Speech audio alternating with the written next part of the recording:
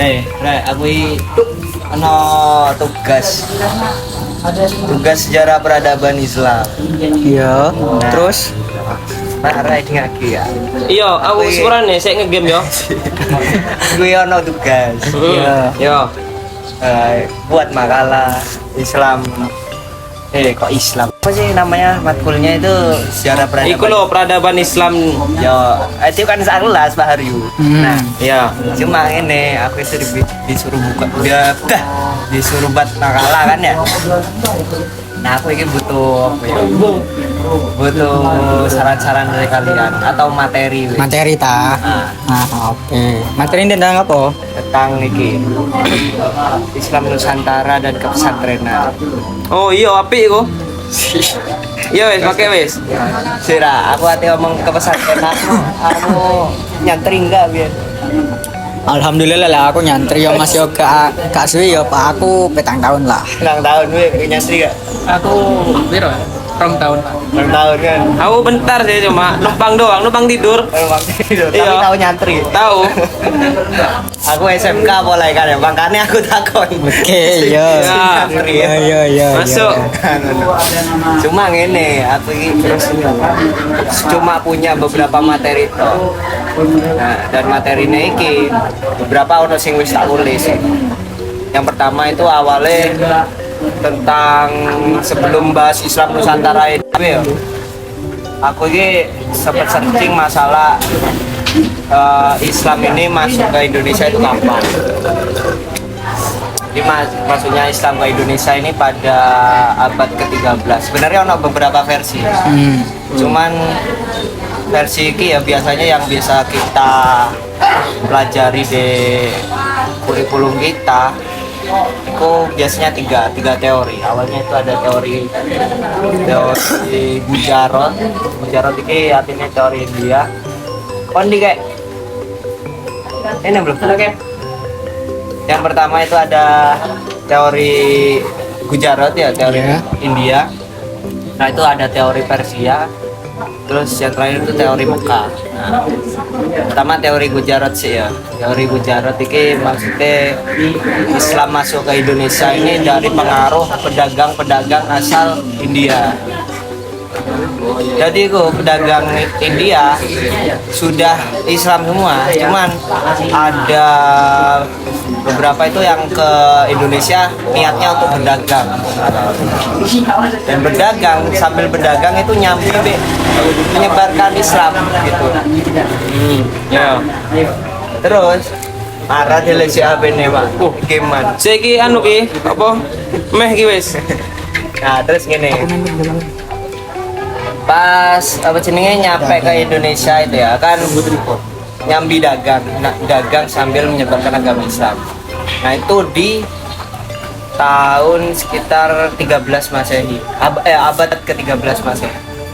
Nah, bukti-bukti nih mengapa kok ono ilmuwan sing ngomong teori Gujarat atau Islam ini masuk di Indonesia lewat pedagang India. Itu salah satu buktinya itu ditemukan apa sih makam. Jadi makamnya itu makam Malik As-Soleh. Nah dari makamnya itu nisane batu nisane itu corak Gujarat, corak India. Maksudnya kayak corak itu kesenian India ngono lho. Yang batu nisane. Kayak apa arsitek boleh ngarani ya Iya, termasuk juga. Ya pokok model Gujarat makam Malik As-Soleh. Dari situ timbullah teori bahwa Islam masuknya di Indonesia itu di Nusantara maksudnya lewat pedagang-pedagang dari India. Nah, mari ngono teori kedua iki ono teori Persia. Teori Persia ini maksudnya ya dari pedagang Persia yang menyebarkan Islam ke Nusantara. Eko juga pada waktu 13 Masehi, abad ke-13 Masehi. Nah, di situ apa no teori ini, soalnya ada bukti yang menjelaskan bahwa di Bengkulu itu ono salah salah satu budaya namanya Tapon. Ya kalau nggak salah Tapon. Terus di Maluku itu ada juga Tabuit. Agak salah Tabuit ya, Tapon dan Tabuit. Nah itu maksudnya nang di daerah aku ya, di daerah sana itu ada sebuah perayaan saat 10 Muharram. Nah, 10 Muharram ini biasanya disebut dengan Malam Asyura. Nah, apa ritualnya? Bukan ritual, apa perayaannya di sana pas 10 Muharram? Di sana perayaannya adalah memperingati kematiannya Sayyidina Husain atas peristiwa Karbala. Dan kesamaannya adalah di Persia juga ada perayaan seperti itu.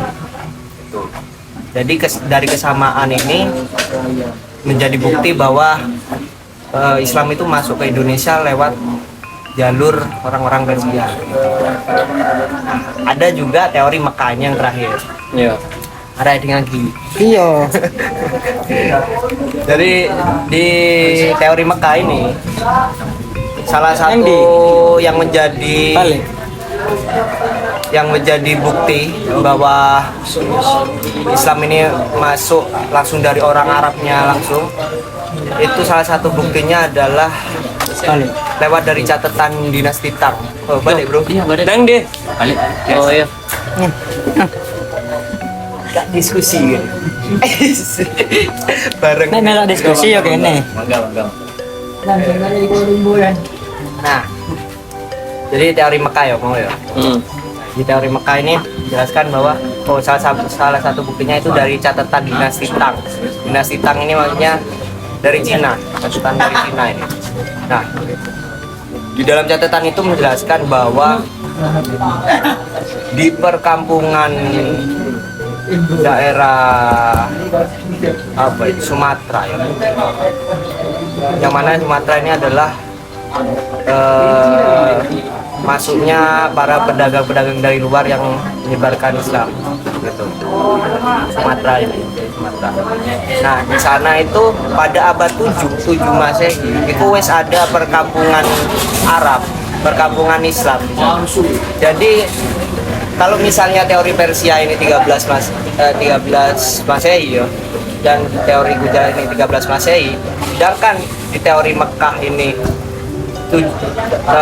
pada abad 7 Masehi wes ada perkampungan Islam. Berarti Islam masuk di Indonesia itu nggak lewat jalur orang India sama orang Persia gitu ya. Jadi langsung dari Arabnya. Itu salah satu buktinya, sudah ada perkampungan Arab. Nah, ini wis aku cuma ngobrolin soal anu deh kan, Islam masuk deh. Untuk kelanjutannya, aku minta saran-saran dari kalian-kalian yang cah intelektual. Jadi dulu nih aku pernah belajar dan bahwa di Islam ini Wali Songo ini juga menyebarkan Islam di Nusantara, di mana Wali Songo ini juga memiliki latar belakang. Ada yang dari kalangan pribumi dan juga ada dari yang kalangan Timur Tengah. Nah, Wali Songo ini dalam menyebarkan Islam ada beberapa metode. Tar. Wali Songo ya. Iya, Wali Songo. Kok ben tagay makalah. Oke, Wali Songo. Wali Songo. Peran. Oh, ini jelas apa nih, Om? Peran Wali Songo. Wali Songo. Nah, Soalnya kita Islam Nusantara ya. Islam Nusantara. Wali Songo tetap yuk. Nah, dalam menyampaikan atau menyebarkan Islam di Nusantara ini, Wali Songo ini menyebarkan dengan beberapa metode. Yang pertama itu ada metode pendidikan, di mana Wali Songo ini mendirikan pesantren untuk menyebarkan dan mengajarkan Islam kepada masyarakat. Kalau pesantren yang baru dibangun itu saya lupa di mana, nanti Mas Idan bisa browsing aja di internet ya. Nah, dalam metode pendidikan ini Pesantren nih. pesantren yang didikan pertama. Nah, dalam metode pendidikan ini, Wali Songo ini mempunyai beberapa metode dalam menyampaikannya. Yang pertama itu ada metode bil hikmah, di mana Wali Songo ini menyampaikan atau menyebarkan Islam dengan cara bijaksana dan penuh kasih sayang kepada masyarakat. supaya nantinya apa, masyarakat ini percaya ataupun gimana ya, Wis mengacu pada mengacu pada ayat ya. untuk ila sabili rabbika bil hikmati Nah, ya. ya. Ya. Selain metode bil hikmah juga ada metode bil muidatil hasanah. Idul hasanah. Nah. Wis tuh banyak. Tahu artinya apa? Mau idul hasanah. Ya, itu Wali Songo itu mengajarkan atau menyebarkan Islam itu dengan cara memberi nasihat kepada masyarakat. Nah, sebelum anggapannya mengajak itu, Wali Songo ini memberikan nasihat dulu kepada masyarakat. Nah, selain itu juga ada metode bilisan, di mana Wali Songo ini menyebarkan atau mengajak orang-orang masuk Islam ini dengan cara bercakap atau berdialog, ya seperti kita inilah nongkrong, tapi pembahasannya ya sekiranya nanti orang itu mau kita ajak masuk Islam. Terus yang keempat ini, Wali Songo juga menggunakan metode bil kitab, di mana Wali Songo ini mengajarkan atau memberikan ilmu dengan cara membaca kitab atau hadis, yang nantinya untuk mengajak orang masuk Islam ini ada hadis-hadisnya, ada riwayatnya, supaya Wali Songo ini mengajak orang-orang masuk Islam ini tidak intinya tidak Enggak gagal. Nah ya, Harus sesuai pedoman lah, ada hadisnya juga gitu. Nah yang terakhir ini ada metode bil amal. Selain dari metode bil kitab, bil lisan, juga ada metode bil amal, di mana Rasulullah Wali Songo ini mengajarkan atau menyebarkan Islam ini dengan cara memberikan contoh atau sifat yang baik, seperti yang memberi sedekah ataupun memberi perbuatannya, amal tingkah lakunya, iya. Jadi bilisan terus perbuatannya. Iya. Selain dari metode pendidikan, Wali Songo ini juga menyebarkan Islam dengan cara menggunakan metode kesenian. Di mana metode itu yang masih kita ingat sampai sekarang itu ada yang namanya wayang atau gemelan. Nah, di situ Wali Songo itu menyebarkan atau menyebarkan Islam dengan cara kesenian tersebut, seperti gemelan ataupun wayang. Nah, peran Wali Songo dalam menyebarkan Islam ini yaitu tidak hanya kepada masyarakat, akan tetapi juga kepada kalangan elit atau para pedagang. Jadi seperti itu Mas Idan. Mungkin itu saja sih yang saya tahu kurang lebihnya. Kalau pengen lebih jelasnya bisa di browsing lah. Wali Songo ya, itu Wali nanti Songo, masuk peran Wali Songo. masuk ke subbab 2 aku nanti. Sebab dua. Oke. Aku ada sedikit tambahan ini. Tadi kan dijelasin tentang Wali Songo ya. Nah, kan kita membahas Islam Nusantara. Nah, Islam Nusantara ini kan udah berapa abad kan di Indonesia ini. Ya, cuman untuk penamaan Islam Nusantara ini Nah. masih kemarin-kemarin. Iya. Kalau udah berabad-abad kan udah ada karakteristiknya kan. Nah, maka dari itu aku mau bahas tentang karakteristik ini, karakteristik dari Islam Nusantara itu. Mungkin bisa jadi tambahan lah materi ini. Karakteristik dari Islam Nusantara itu yang pertama, Islam Nusantara itu memiliki karakteristik yang toleran dan plural itu ya, itu Pluralisme ya, pluralisme. Nah di mana masyarakat Muslim atau masyarakat Muslim lah di Nusantara ini memiliki jiwa atau rasa toleransi yang lumayan tinggi dalam hal bekerja sama, meskipun beberapa orang bukan pemeluk agama Islam juga kan. Nah, mereka ini jiwa toleransinya itu sangat tinggi. Nah, itu salah satu karakteristik dari masyarakat Islam Nusantara. Lalu ada juga keberagaman budaya. Nah, di Nusantara Islam di Nusantara ini itu gimana ya? Sangat sedikit berbeda dengan Islam yang ada di Arab begitu. Karena dipadukan dengan budaya-budaya lokal seperti kayak apa namanya tahlilan. Nah di Arab kan nggak ada tahlilan gitu. Talilan ya, songkok nang Arab. Nah itu nggak ada. Nah itu salah satu karakteristik dari kebudayaan di Islam Nusantara. Ciri khasnya. Ciri khasnya. Karakteristik ini ciri khasnya. Itu benar. Lalu ada juga apa ya? Apa ya?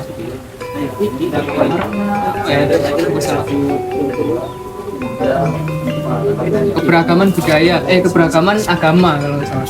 Kan di Nusantara ini kan banyak sekali agama selain Islam. Nggak kayak di Arab kan. Karena di Arab kan mayoritas kan Islam. Gitu. Berarti di situ minoritasnya Islam, nggak semua Nggak. masyarakatnya memeluk agama Islam.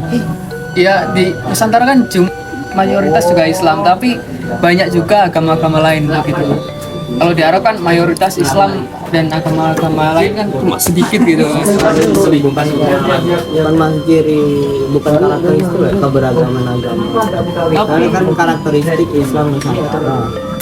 Tapi karakteristiknya keberagaman beragama. Maksudnya paling gini apa?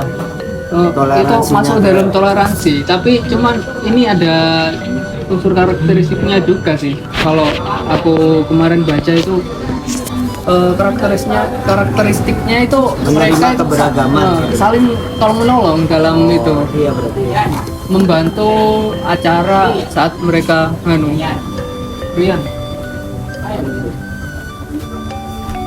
Nah itu karakteristiknya itu orang-orang Islam, orang-orang Muslim di Nusantara itu mereka itu kalau ada orang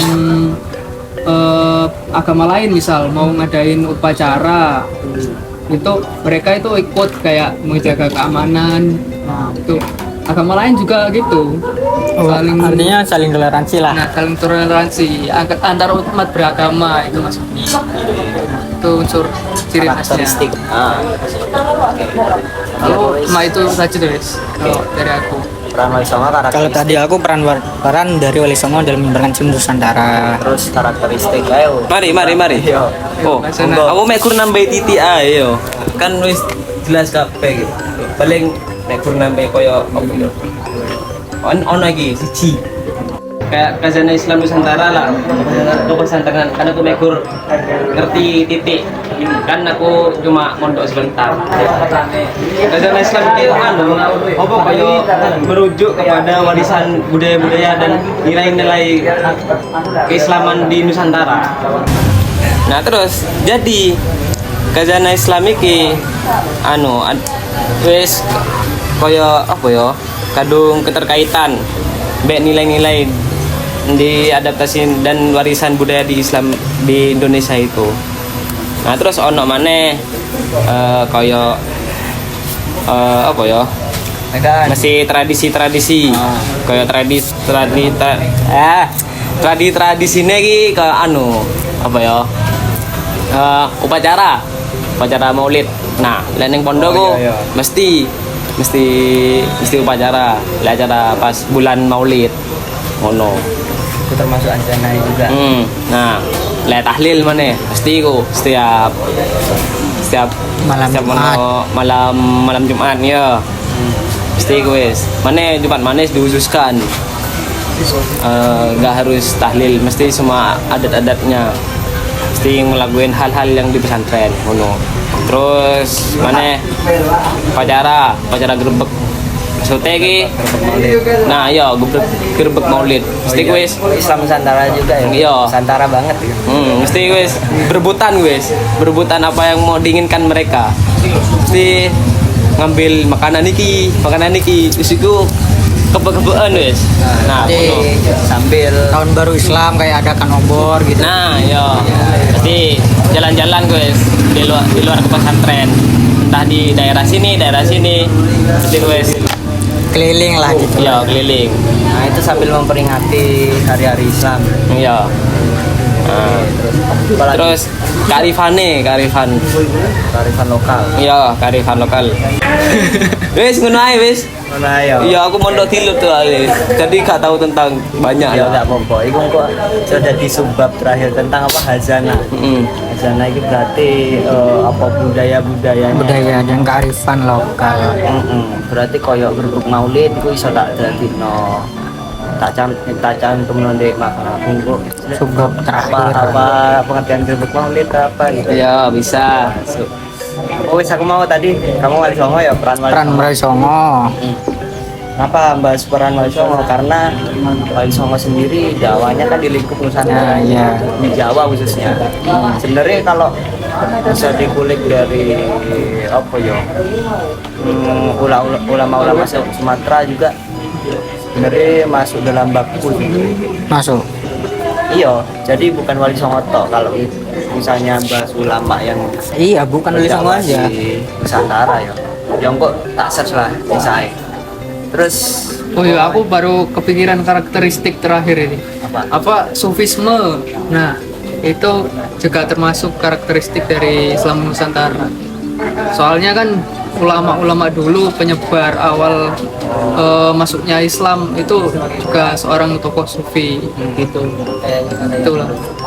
Makanya banyak itu termasuk karakteristik Islam Nusantara. karena iya sih karena penyebarannya karena penyebarannya sendiri kan Islam ini dari perdagangan, perkawinan, ada juga tasawuf.